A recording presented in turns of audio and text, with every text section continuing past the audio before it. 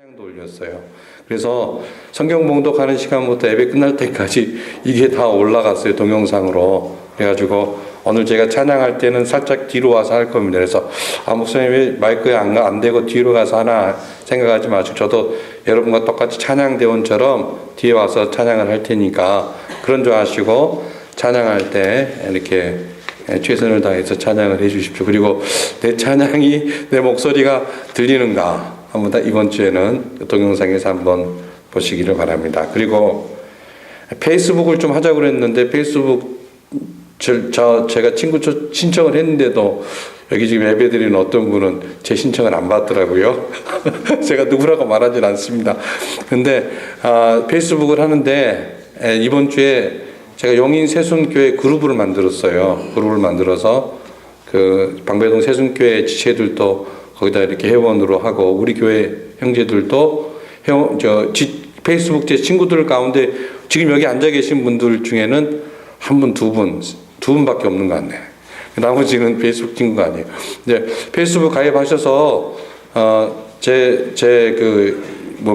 이메일 주소가 제 아이디니까, 아니면 승용방 영어로 치시면 제 이름이니까 오시면 제가 거기에 용인 세순 그룹을 이렇게 만들어 놨습니다. 그래서 용인 세순에다 좋아요 하면 나중에 그게 하나의 어떤 뭐가 되더라고요. 그래서 카카오톡이나 이런 곳으로도 평소에 의견을 나누지만, 왜 제가 그렇게 했냐면, 설교 동영상은 스마트폰으로 갖고 다니다가 들을 수가 있거든요. 그런데 우리 교회 홈페이지 카페에는 스마트폰으로 하기가 좀 어려운 점이 있더라고요. 그래서 그냥 이번에 한번 만들어보자 해서 그룹 형성해 놨습니다. 그러니까 참조하시고 이렇게 이용해 주시면 좋겠습니다. 그리고 25일부터 27일까지 저와 김혜경 성도가 십자가 컨퍼런스를 참석합니다. 기도 많이 좀 해주십시오. 저희 둘이서 목회를 하면서 기도를 사실은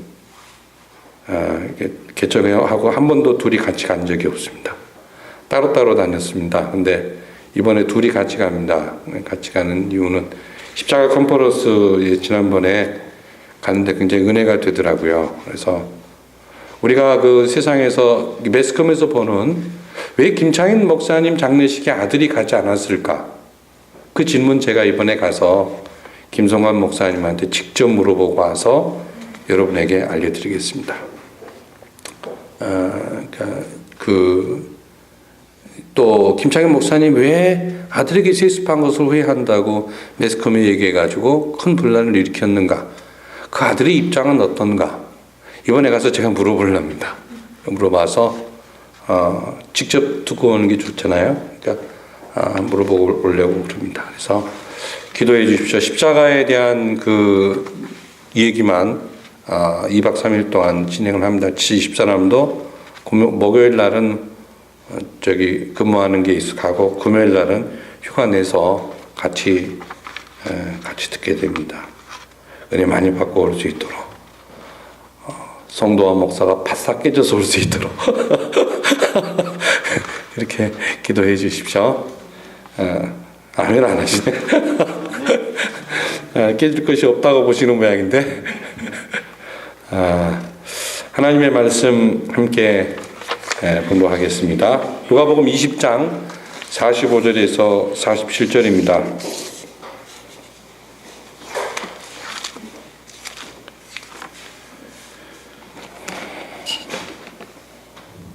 누가복음 20장 45절에서 47절의 말씀 132쪽에 있습니다. 다 함께 봉독하겠습니다. 한 목소리로 봉독하겠습니다. 모든 백성이 들을 때 예수께서 그 제자들에게 이르시되, 긴 옷을 입고 다니는 것을 원하며 시장에서 문안 받는 것과 회당의 높은 자리와 잔치의 윗자리를 좋아하는 서기관들을 삼가라. 그들은 과부의 재산을 삼키며 외식으로 길게 기도하니 그들이 더 엄중한 심판을 받으리라 하시니라. 아멘. 482장 1절과 3절 계속해서 부르겠습니다.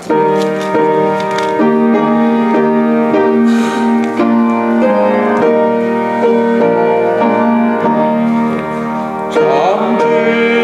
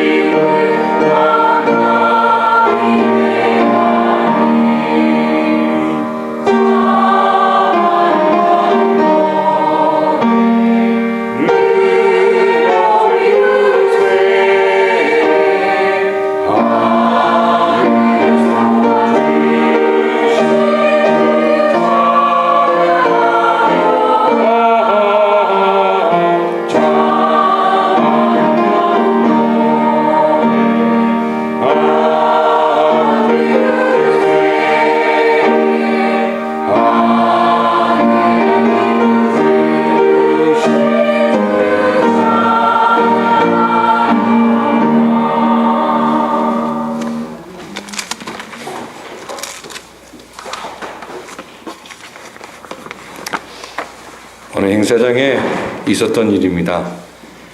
행사장 입구에서 행사 진행 요원들이 차가 행사장으로 들어가는 것을 가로막고는 이렇게 말했습니다.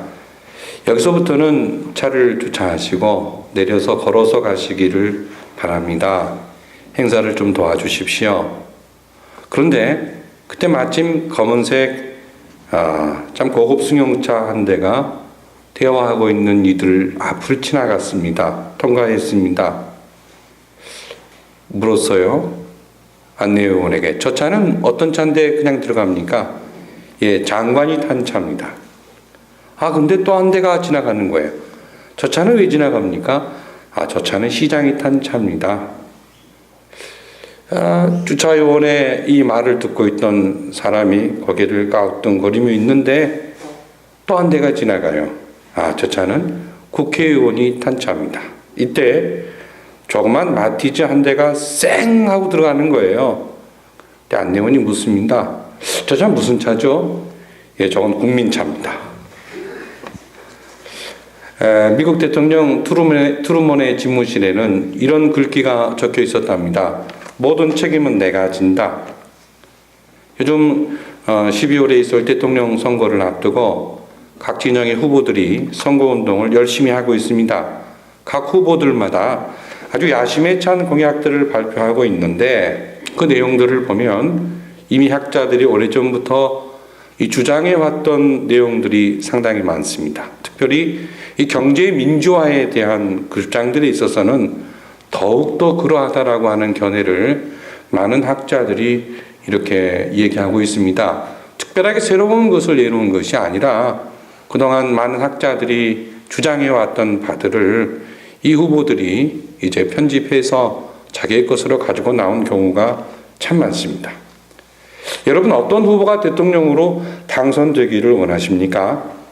아마 각각 다 이 사람이 되었으면 좋겠다라고 하는 생각들을 가지고 계실 겁니다만 곰곰이 생각해 보면 가장 넓은 의미로 단순하게 생각해 보면 아마 두 가지로 요약할 수 있을 것 같아요. 첫 번째로는 국민을 두려워할 줄 아는 사람, 그런 사람이 대통령이 되었으면 좋겠다 하는 기본적인 것과 또 우리가 신앙인이기 때문에 통치 권력을 허락하신 이 하나님을 두려워할 줄 아는 대통령이 또한 대통령이 되었으면 좋겠다 하는 그런 소박한 마음이 저와 여러분에게 있을 겁니다.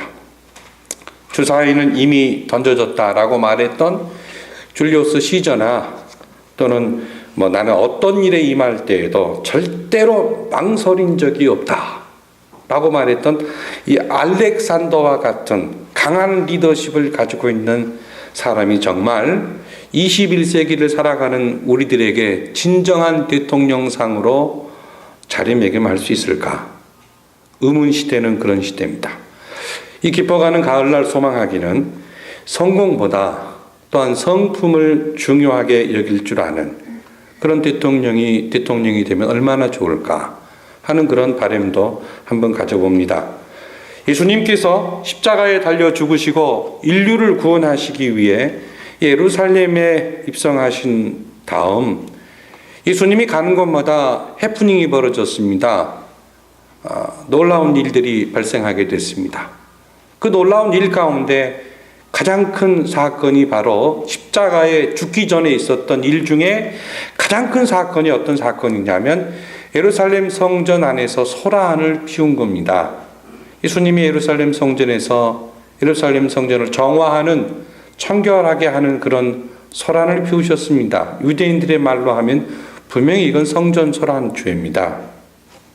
자, 이 주님의 이 성전을 정화하는 그 일이 있은 다음에 당시의 종교 권력자들은 정치 권력과 연대해서 저 예수를 어떻게 하면 제거할 수 있을까 하는 여러 가지 강구를 하게 됩니다. 어떻게 하면 저 예수를 무리수를 두지 않고 제거할지를 놓고 고심하던 이들은 예수님께 여러 질문을 해서 예수님을 공경에 빠뜨리고 수많은 민중들로 하여금 저 예수를 외면당하게 할 뿐만 아니라 궁극적으로 저 예수를 죽여야 되겠다라고 하는 그 예수를 죽일 명분을 쌓고자 해서 여러 가지 질문을 합니다. 그 질문의 요지가 우리가 그동안 몇 주 동안 거의 한 달 동안 살펴보았던 말씀들이죠.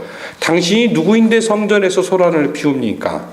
그리고 당신은 이 로마 정부에 우리 유대인들이 세금을 내야 되느냐 말아야 되느냐 하는 이 질문도 함께 합니다. 그리고 난 다음에 사람이 죽고 난 다음에 부활할 것이냐 말 것이냐 하는 질문도 하게 됩니다. 이 예수님은 이 질문하였던 바리새인들과 제사장과 사두개인들이 놀랄 만한 답을 하게 되는데 그 답을 통해서 자신의 정체를 드러내십니다. 대적자들의 질문에 대한 주님의 대답은 성전의 본질이 회복되어야 할 것과 또 바른 국가관과 신앙관을 말씀하시고 사람이 죽고 난 다음에는 부활이 있을 것을 말씀하셨습니다. 그리고 또한 자기 자신은 다윗이 하나님이라고 불렸던 하나님의 아들이다라고 하는 자신의 정체를 드러내고 말았습니다. 자, 우리가 그동안 함께 나눴던 말씀의 요지였습니다. 그리고 예수님은 이 그동안 자신에게 질문해서 하나님의 계획을 무너뜨리려고 했던 사람들을 염두에 두시고 사랑하는 제자들과 많은 사람들을 앞에 놓고 이런 말씀을 하고 있습니다. 자, 그 말씀이 어떤 말씀입니까? 한마디로 표현하면 서기관들을 삼가라. 율법학자들을 조심하여라. 그 말씀을 하고 있습니다. 오늘 저는 이 서기관들을 삼가라, 서기관을 삼가라 하는 이 말씀을 가지고 우리가 조심해야 될 사람, 우리가 조심해야 될 사람의 유형은 어떤 사람인가 하는 것을 저와 여러분이 함께 주님의 은혜를 나누고자 하는 것입니다. 자, 서기관들을 삼가라 하는 이 삼가라고 하는 말은요, 굉장히 강한 표현입니다. 이건 조심해라 하는 말도 되지만 등을 돌리라 그런 말도 돼요. 그리고 그 사람과 길을 달리해라 하는 말도 되고요. 심지어는 그 사람을 경계하면서 가까이 하지 말라 하는 그런 말씀입니다. 그러니까 서기관들을 경계하고 가까이 하지 말라. 무서운 말씀이죠. 예수님 당시 유대 사회에는 사두개파와 바리새파와 에세네파라고 하는 이 세 파가 주로 하는 그러한 분파였습니다. 우리가 지난주에 함께 나눴습니다만 사두개파는 부활을 인정하지 않고 내세를 인정하지도 않는 현실주의자들이었습니다. 그에 반해 에세네파는 사두개파와는 정반대로 현실을 부정하고 금욕주의를 추구하던 사람들이었습니다. 이 에세네파와 사두개파는 한쪽으로 치우친 극단적인 분파라고 한다면 이에 반해서 바리새파는 부활도 인정하고 내세도 인정하고 현실 세계에서는 율법 하나님의 말씀을 중시하고 율법대로 살려고 했던 사람들입니다. 자, 제가 이 세 분파를 다 자세히 설명하지는 못하지만 아무튼 당시 이 세 분파 중에 가장 존경받았던 분파가 바리새파입니다. 가장 많은 유대인들이 존경했던 분파가 바리새파예요.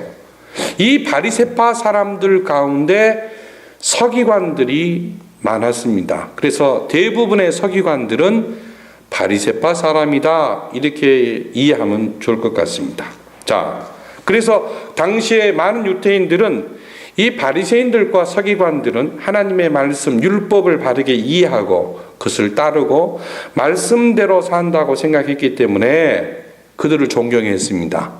오늘날 21세기 우리 입장으로 본다면 하나님 말씀대로 사는 신앙이 좋은 사람들이라고 하는 평가를 받았던 사람이 이 서기관들과 바리새파 사람들입니다. 자, 그런데 예수님은 본문에 뭐라고 말씀하십니까? 서기관들을 조심하라, 삼가라. 유대인들이 신앙이 좋다고 인정하고 따르던 존경하던 그 서기관들을 삼가하라. 굉장히 역설적인 말씀을 하고 있습니다. 율법을 가르치고 적용시키도록 하는 서기관들을 조심하라고 하는 이 말씀은 모든 서기관들을 다 조심하라고 하는 말씀일까요? 그렇게는 생각되지 않습니다. 본문에 등장하고 있는 이러한 특징을 지닌 서기관들을 조심하라는 거죠. 본문에 등장한 이런 특징을 지니지 않는 서기관들에 대해서는 굉장히 우호적으로 대해야 할 것을 또한 본문의 말씀은 우리에게 하고 있다고 생각이 됩니다. 본문에 나타난 우리들이 삼가하고 주의하고 그리고 함께하지 말아야 될 그러한 서기관들의 모습을 성경은 이렇게 말씀을 하고 있습니다. 46절에 보시면 긴 옷을 입고 다니는 것을 원하며 시장에서 문안받는 것과 회당의 높은 자리와 잔치의 윗자리를 좋아하는 서기관들을 삼가라. 47절에 보면 그들은 과부의 가산을 삼키며 외식으로 길게 기도하니 그들이 더 엄중한 심판을 받으리라. 이렇게 말씀하고 있습니다. 저는 이 말씀을 통해 우리가 참 조심해야 할 그런 사람의 유형을 저는 이 본문의 말씀을 통해 함께 우리의 생활에서 참 살펴보고 또 우리 자신 속에서도 이렇게 잘못된 이 거짓 지도자의 모습이 우리 속에는 혹시라도 숨겨져 있지 않는가, 그리고 그걸 버리는 그런 일이 우리 모두에게 있어야 할 것을 저는 이 말씀을 통해 함께 나누고자 합니다. 먼저요, 우리가 조심해야 될 사람의 유형, 그리고 내게서 내 마음속에서 버려야 될 그런 우리의 모습이 뭐냐면요, 긴 옷을 입고 다니는 것을 원하는 사람의 그 모습을 버려야 됩니다. 긴 옷을 입고 다니는 사람의 유형이 우리가 조심해야 될 사람의 모습입니다. 자, 여기 긴 옷을 입고 다니기를 좋아한다는 것은 잘난 체 하는 것을 말합니다. 자기 과시에 충실한 사람을 의미해요. 이 사람들은요, 왕이나 제사장들처럼 긴 옷으로 자기를 치장하고 다니면서 이걸 대단한 특권으로 생각했습니다. 자, 일반 노동자들이 긴 옷을 입고 다닐 수가 없었어요. 그 이유는 하루하루 살아서 노동하고 일하고 생존해야 되는데 치렁치렁한 긴 옷을 입고 어떻게 다닐 수 있느냐 이 말이에요. 이 긴 옷은 부유한 사람만이 입을 수 있는 옷이었습니다. 그러니까 이 서기관들은요, 긴 옷을 입고 다니면서 율법을 가르치면서 그들은 이렇게 생각했어요. 내가 하나님의 율법대로 살고 율법을 가르쳤더니 하나님께서 이렇게 부유하게 살도록 나를 축복해 주셨다. 내가 말씀을 가르치고 말씀대로 살았더니 하나님이 나를 이렇게 부유하게 살도록 축복해 주셨다. 자기가 부자임을 과시하는 것이고 자기가 율법대로 사는 사람을 과시하는 방편으로 긴 옷을 입고 살았습니다. 우리가 살아가면서요, 수많은 거짓말과 그리고 거짓된 행동을 반복하며 살고 있습니다. 오늘날 그 현대를 피할 시대라고 하지요. 그래서 최대한 자기가 가지고 있는 것을 짧은 시간 안에 상대방에게 표현함으로 얻고자 하는 것을 얻는 사람을 가리켜 지혜롭고 성공적인 생애를 사는 사람이다, 이렇게 말들을 합니다.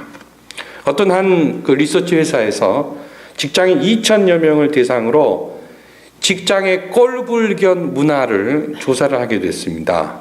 어떤 사람이 가장 직장에서 꼴불견이냐 하는 그 꼴불견 1위가 뭐냐면 뭐뭐 하는 척 하는 사람이에요. 그리고 참 그 대다수의 사람들은 1위가 뭐뭐 하는 척 하는 사람이지만 거의 대다수의 사람들은 직장 생활하면서 뭐뭐 하는 척 한다라고 하는 그러한 그 조사가 나왔습니다. 이 뭐뭐 하는 척이라고 하는 말을 국어사전에서 찾아보면 그럴듯하게 꾸미는 거짓된 태도나 모양을 가리킵니다. 그래서 직장에서 사람들이 뭐뭐 하는 척, 어떤 부분에 뭐뭐 하는 척을 가장 많이 하느냐라고 물어봤더니 첫 번째가 아는 척이었어요. 아는 척. 나도 아는데. 그래서 뭡니까? 차량이 갈 때, 차가 갈 때 뭘 많이 하냐면 끼어들기 잘하는 것처럼 무슨 말을 할 때마다 끼어드는 사람, 아는 척하는 사람, 굉장히 참 볼상사납다, 그런 조사가 나왔습니다. 그 순간에 모른 척하고 있는 것은 나의 무능을 드러내는 것이기 때문에 내가 아는 것이면 어떤 대화 중에도 끼어들기를 잘하는 사람, 그거는 별로 그렇게 직장에서 많은 사람들의 인기가 없다는 것이 나왔습니다. 그래서 아는 척 다음에 뭐냐면 빽 있는 척 하는 사람, 그리고 성격이 쿨한 척 하는 사람, 잘난 척 하는 사람, 예쁜 척 하는 사람, 돈 많은 척, 또는 과 친한 척, 머리 좋은 척, 착한 척, 뭐 이런 것들이 거론이 됐어요. 그러니까 뭐뭐 하는 척 하는 사람들이 별로 좋지 않다는 거예요. 사람들은 필요에 따라서요. 요즘 우리 주변에 보면 이런 사람들도 있어요. 힘든 척, 배고픈 척, 아픈 척, 힘센 척, 화난 척, 예수를 잘 믿는 척, 뭐뭐 하는 척 할 때가 참 우리가 많습니다. 이 서기관들의 첫 번째 문제가 바로 자기를 과시하고자 하는 문제였어요. 자기를 너무 과시하는 사람은요, 우리가 주의해야 될 사람입니다. 그리고 나 자신도요, 내가 어떤 부분에 뭐뭐 하는 척 하는가. 아마 여기 있는 모든 사람들이 다 어느 한 부분은 걸려 있을 거예요. 이건 내 얘기가 아닌데 할 사람은 없을 겁니다. 어느 한 부분은요, 반드시 걸려 있을 거예요. 이걸 우리가 버리고 또한 잠재우는 훈련이 우리 모두에게 필요하다고 생각합니다. 그 다음에 46절에 보면요, 이 서기관들의 문제점은 두 번째로요, 시장에서 문안 받는 것과 회당의 높은 자리와 잔치의 윗자리를 좋아하는 사람으로 나타나 있습니다. 당시 서기관들은 존경받는 것을 좋아했습니다. 그래서 회당이나 결혼식장에 가면 높은 자리에 앉기를 원했던 거죠. 자, 우리가 어떤 자리에 갔을 때요, 높은 자리에 앉아서는 안 됩니다. 그 이유는 나보다 더 높은 사람이 오게 됐을 때 그 자리에서 물러나려면 좀 민망하잖아요. 서로 좀 기분이 묘하지 않습니까? 그러므로 항상 우리는 어느 자리에 가더라도 낮은 자리에 앉는 것이 참 중요합니다. 서기관들은요, 출타할 때 어떤 사람들이 랍비님, 선생님 나오셨습니까? 인사하고 자기를 인정해 주는 것을 되게 좋아했습니다. 참 그 어떤 분은 이런 말을 해요. 저는 이렇게 안경 벗고 다니면 여러분들 안 보이거든요. 아무도 안 보여요. 누가 누군지 전혀 모릅니다. 안경을 쓰면 보입니다. 근데 안경 벗고 이렇게 거리를 걸어가는데 옆에 바로 지나가는데도 사람이 나한테 인사를 했는데 제가 모르고 지나갔어요. 다음에 하는 말, 그 박 목사는 말이지 인사를 해도 받지도 않는다고, 사람이 인간미가 있어야지 하는 그런 비난을 할 수 있을까요, 없을까요? 분명히 할 수 있을 거예요. 그죠? 그렇지만 또 제가 여러분이 지나갈 때 저에게 인사를 안 했다고 해서 저 사람이 나를 무시하나? 제가 그런 생각을 하는 목사일까요, 아닐까요? 저 그런 사람 아니에요. 저보고 그냥 지나가면서 이렇게 해도 저는 인사로 인정합니다. 그리고 눈빛을 보면서 싱긋 해도 제가 그냥 인사했다라고 그렇게 저는 인정합니다. 여러분 자유하셔도 됩니다. 참 이 서기관들은 어찌 보게 되면 선생님 랍비 하면서 굉장히 존경받는 것을 즐거워했습니다. 마치 이렇게 제가 말함으로 저를 높이고 이 사람들 낮추는 것 같은 제가 교만한 짓을 한 것 같은데 일단 용서해 주십시오. 목사 세계에서 1년 행사 중에 4월, 10월, 9월이 이 세 개 달이 가장 큰 행사들이 많이 있어요. 4월과 10월에는 노예가 있고 9월에는 총회가 있거든요. 그 노예와 총회를 볼 때마다 저는 아주 목사 될 때부터 지금까지 변함없는 하나의 생각이 있는데, 저를 보면은 사람들이 박 목사는 현실적이지 않고 이상적이야라고 저보고 욕합니다. 현실은 달라라고 얘기합니다. 근데 지금도 제 생각은 변함이 없어요. 노예가 열릴 때 보면 노예 회장과 임원을 뽑거든요. 그럴 때 보면 참 이상해요. 상당수의 많은 대부분의 사람들이 자기 스스로 노예나 총회를 위해서 내가 회장이 되겠다, 내가 임원이 되겠다 하고 출마하는 사람들이 거의 대부분입니다. 거의 대다수예요.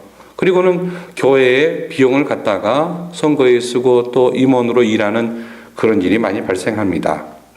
저는 그때마다 속으로 남들의 청거에 의해서 마지못해 임원을 하고 마지못해 회장을 하면 참 보기 좋을 텐데, 저건 아닌 것 같은데, 나도 나이가 들어서 그런 상황이 되면 어떻게 될까? 나도 여러 번 사양하다가 해야 되겠다. 그럼 난 평생 한 번도 못 하겠구나.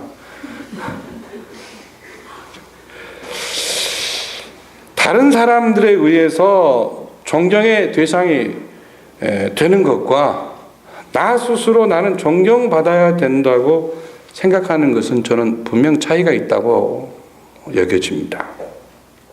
서기관들의 모습은 교만이었어요.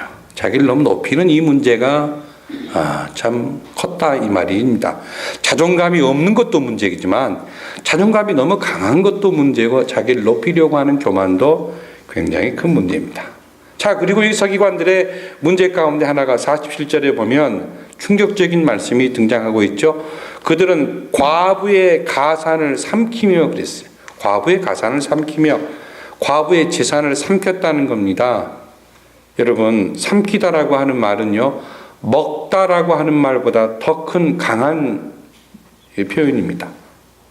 과부의 재산을 통째 먹어버렸다는 거예요. 미망인 과부는 어떤 사람입니까? 야고보서 1장 27절에 보면 고아와 함께 서기관들이 돌보고 살펴주어야 될 대상입니다. 그들은 착취의 대상이 아니에요. 그들이 무슨 공헌하고 헌신하고 그럴 대상이 절대 아닙니다. 미만과 고아는 돌보아줘야 될 대상이잖아요. 근데 그 사람들로부터 갈취를 했다. 이 얼마나 큰 죄악이겠습니까? 누가복음 11장 39절에 보게 되면 바리새인들 마음속에는 탐욕과 악독이 가득했다라고 하는 표현이 있고, 누가복음 16장 14절에 보면 바리새인들은 돈을 좋아했다 하는 그런 말씀이 나옵니다. 서두에도 말씀드린 것처럼 서기관들은 대부분 바리새인들이잖아요. 그들이 돈을 좋아하고 그 속에는 탐욕과 악독이 가득했습니다.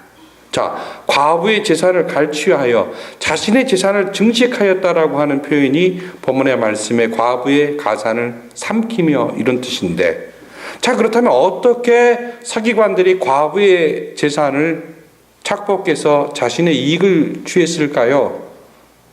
본문에는 말씀하고 있지 않아요. 하지만 이렇게 생각해 볼 수 있을 겁니다. 과부에게, 미망인에게 과도한 헌금을 강요해서 일정액은 회당에 내고 일정액은 자기가 가로채는 것, 이런 일을 서슴지 않았다는 겁니다. 그리고 또 하나는 과부가 남편이 없다 보니까 법적으로 보호해 줄 사람이 없잖아요. 그래서 법을 잘 아는 서기관이 과부의 재산을 관리해 준다라고 하는 차원에서 그 재산에 손을 대고 재산을 강탈해 버렸다라고 하는 것으로도 이 말씀을 우리가 이해할 수가 있을 겁니다. 여하간에 서기관들이 과부를 지켜줘야 되는데 과부의 재산을 탈취했다라고 하는 이것이 얼마나 무서운 범죄입니까? 2000년 전에만 이 일이 있었던 것은 결코 아닙니다. 제가 몇 년 전에 충격적인 리포트를 하나 받고는 세상이 이럴 수 있는가, 굉장히 고민한 적이 있습니다. 지금부터 10년 전에 2002년도에 전국교회에 뿌려졌던 비망록이 하나 있는데, 그 비망록에 보면 바로 이 27절에 있는 상황을 20세기에서 재현한 사람의 이야기였습니다. 사실 확인은 안 되고 음해성인지 뭔지는 모르지만 그 글을 읽는 순간 맨날 며칠을 고민하며 지금도 저에게 갖고 있습니다만 충격적인 내용이었어요. 어디다 내놓을 수 없는 거예요. 어디다 내놓을 수 없는 충격적인 상황의 내용들이 거기에 쫙 기록되고 있는데, 변호사와 보호자로 자처한 종교 지도자가 미망인의 재산을 갈취했던 그 악랄한 내용입니다.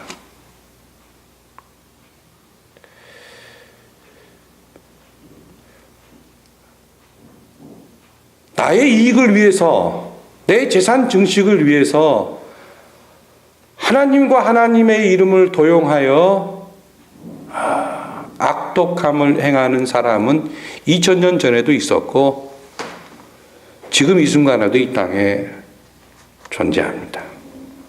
이 순간에도 존재합니다.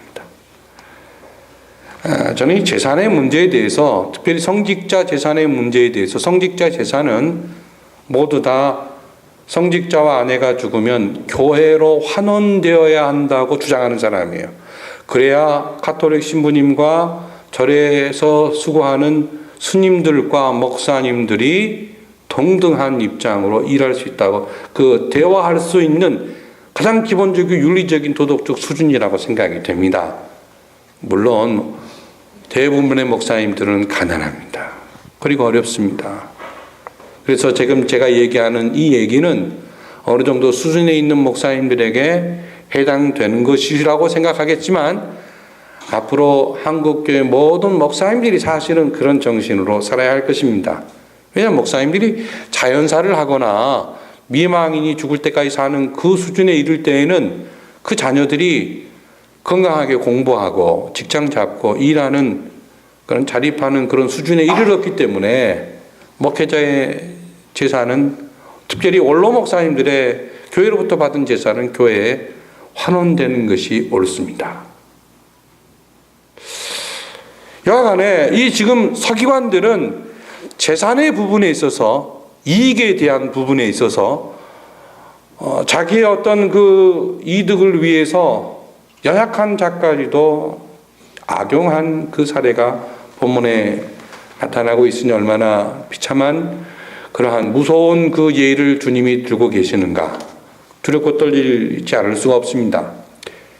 그 다음에요, 여기 보게 되면 47절에 보게 되면 이 서기관들의 문제 가운데 하나가 또 뭐냐면 외식으로 길게 기도했다는 겁니다. 외식으로 길게 기도했다.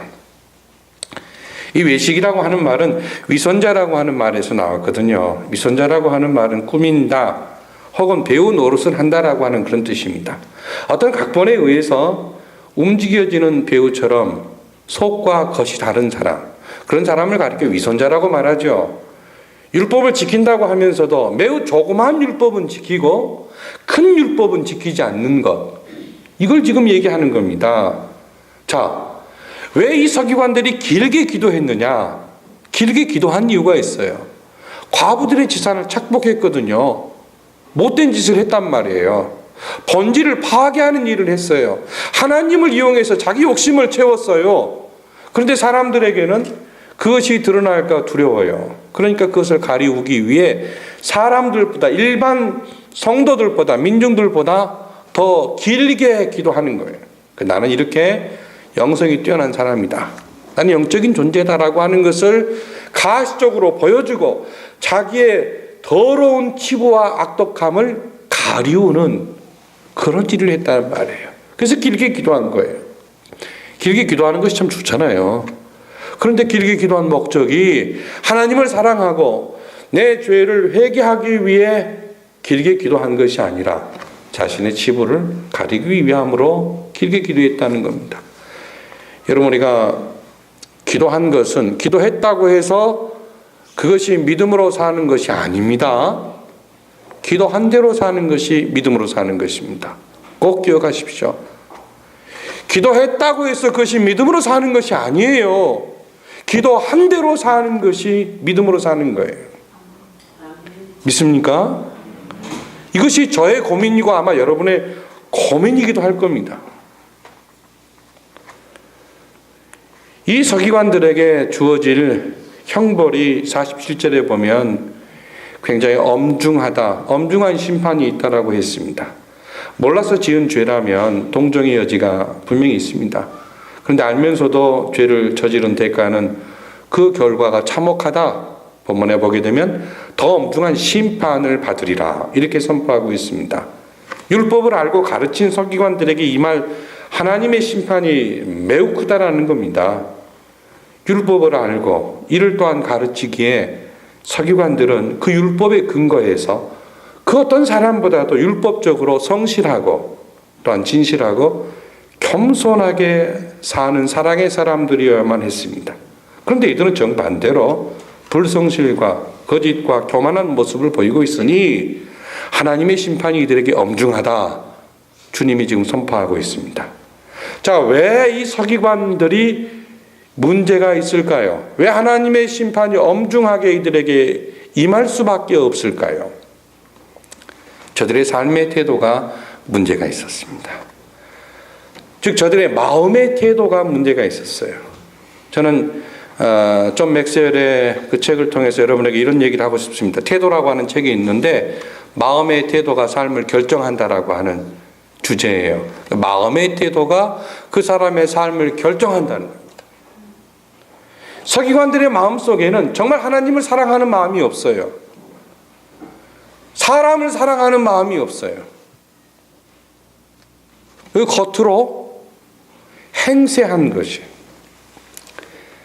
그럼 어떤 사람이요, 길을 가다가 실수로 깊은 웅덩이에 빠졌습니다. 사람들이 웅덩이에 빠진 그 사람을 보고 한마디씩 합니다. 감상적 동정주의자는 이렇게 말합니다. 아이고, 어쩌다가 웅덩이에 빠졌습니까? 당신의 처지를 보니 내 마음이 아프려. 자기 연민주의자는 지나가다가 그 장면을 보고 이렇게 말합니다. 당신이 내 어려운 처지를 안다면 그 웅덩이 별것 아니오. 이러고 지나가요. 현실주의자가 그것을 보고 지나가면서 말합니다. 여보시오, 그것이 바로 현실입니다. 그냥 잘 견뎌내십시오. 낙천주의자가 그걸 보고 지나갑니다. 상황이 더 악화될 수도 있었는데 그만하게 다행입니다. 비관주의자가 지나가면서 이렇게 말합니다. 당신이 거기 빠진 것을 보니 앞으로 당신 인생이 더 어려워질 것 같습니다. 율법주의자가 지나가면서 이렇게 말해요. 당신이 거기 떨어진 것 보니까 당신 죄 많이 지었나 봅니다. 당신 거기 떨어진 거 보니까 당신 죄 많이 지었나 봅니다. 여러분이라면 이런 경우에 어떤 사람이 되겠습니까? 이 땅에 상당히 많은 교사들이 율법주의적으로 살고 있습니다.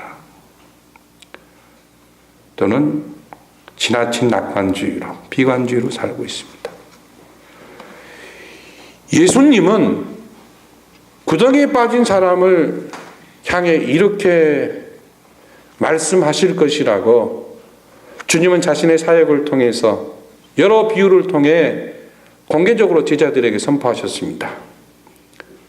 구덩이에 빠진 자를 보고 주님은 이렇게 말씀하실 거예요. 내가 너를 불쌍히 여기노라. 내가 너를 불쌍히 여기노라. 그리고 친히 구렁텅이에 빠져있는 그에게 손을 내밀어 그의 손을 붙잡고 이끌어 내십니다. 서기관들의 마음속에는 이 미망인을 불쌍히 여기는 마음의 태도가 없어요. 자기만 잘 살면 돼요. 나만 성공하면 돼요. 남을 이용해서 내 배를 채우면 그만이에요. 다들 망해도 나 혼자 살면 되는 거예요.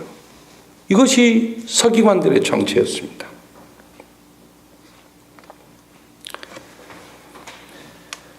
여러분, 마음의 태도가 삶의 내용을 결정짓는다는 것 꼭 잊지 마시기를 바랍니다.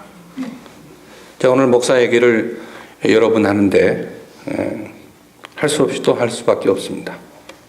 제가 노예에서 고시 부장을 할 때예요. 그러니까 목사가 되려면 시험을 봐야 되고 또 총신대 신대원을 가려면 목사 후보생 고시를 봐야 됩니다. 근데 이제 제가 고시 이 어린 나이에 제가 아마 고시 부장한 사람인데 하라고 그래서 한 거예요. 근데 그 필탁고사를 보고 난 다음에 필탁고사 합격하면 면접을 봅니다. 면접 볼 때 최종적으로 이런 얘기를 제가 했던 것이 생각납니다. 지금도 잊혀지지 않아요. 제가 그런 말을 했습니다. 내 생각에는 여러분이 지금이라도 늦지 않았으니 목사가 되지 않았으면 좋겠습니다. 목사가 된다는 것이 행여 멋있게 보여 목사가 되겠다고 생각하는 분은 여기서 그만두십시오. 아니 목사가 되어 부귀영화와 유명세를 통해 성공하겠다고 생각하면 그만두십시오. 성경이 말하는 목사상은 성공을 꿈꾸는 목사상이 아닙니다. 제가 생각하기에 목사는 가장 외롭고 고독한 사람인 동시에 영적으로는 영광스러울 수도 있는 사람입니다. 하지만 현실 세계에서 목사답게 사는 것이 매우 힘들기에 저는 여러분에게 목사 되기를 권유하고 싶지 않습니다.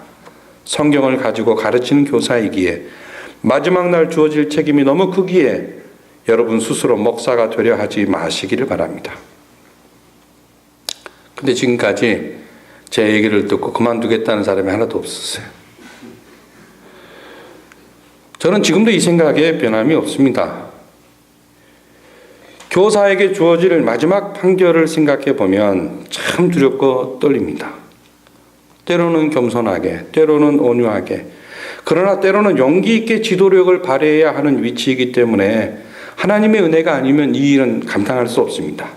솔직히 제 자신, 저 하나의 모습을 두고 볼 때 제가 얼마나 보잘것없는 미련하고 어리석은 못난 목사인지 몰라요. 하나님 앞에 굉장히 미안합니다. 하지만 하나님의 은혜가 보잘것없고 이 못난 나를 일으켜 세우시고 오늘 또 복음의 수종자로 사용하시는 것을 보면 주님의 은혜가 참 기이하다. 이게 참 기이한 일이 아닌가, 놀라운 일이 아닌가, 이런 생각이 듭니다. 우리가요, 참으로 조심해야 될 것이 있어요. 나 자신을 과대평가해서 나를 과시하는 것 조심해야 됩니다. 그리고 자신을 과대평가하고 과시하는 사람들 또한 우리도 조심해야 됩니다. 교만한 사람 조심해야 됩니다. 그리고 또한 참으로 이 땅에서 하나님의 이름으로 자기 이익을 추구하는 욕심쟁이들 조심해야 됩니다.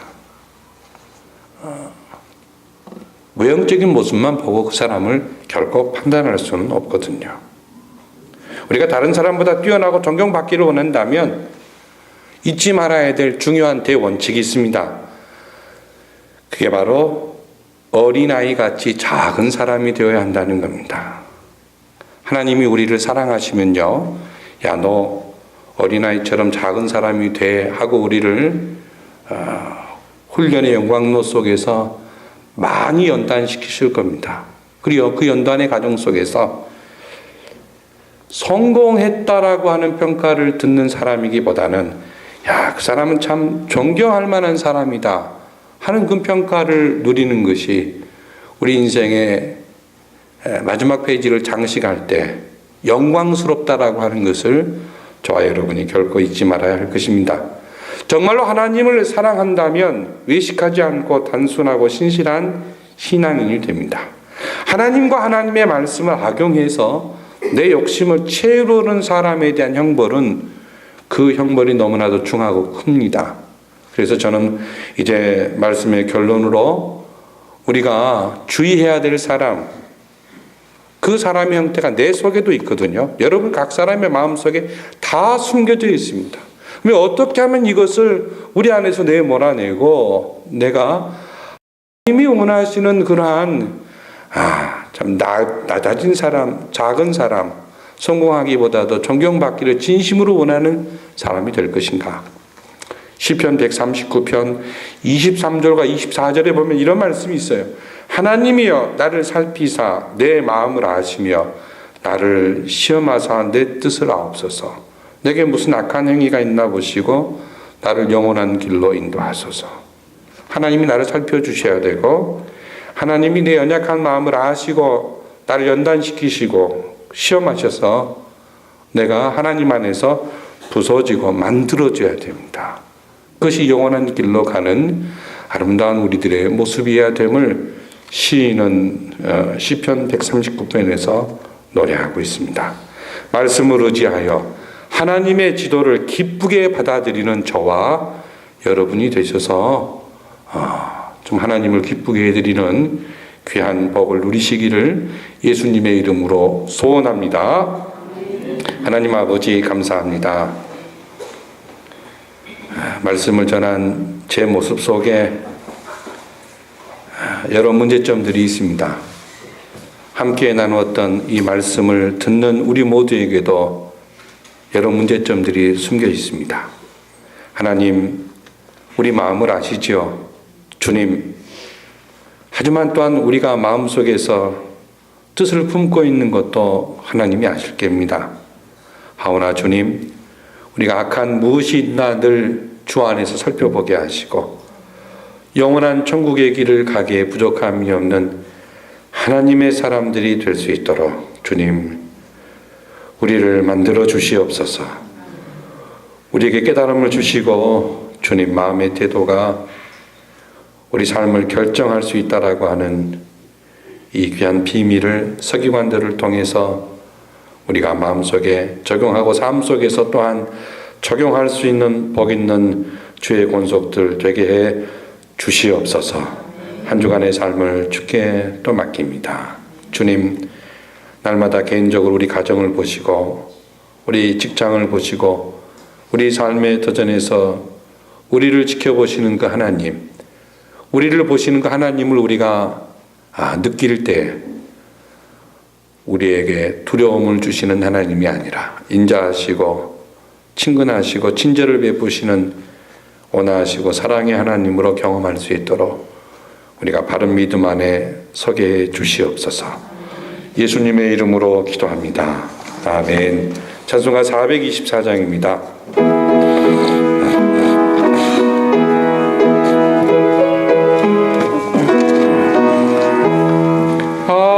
아버지여, 나의 마음을 맡아 주관하시고 완악하고 교만한 것 변케하여 주소서. 온유하고 겸손하여 화평하게 하시고 망령되고 악한 일을 물리치게 하소서. 하나님의 은총 속에 나를 보호하시고 주의 사랑 줄이 되어 나를 메어 주소서. 구세주의 흘린 피로 죄를 씻어 주시고 성령이여 하늘 길로 나를 인도하소서.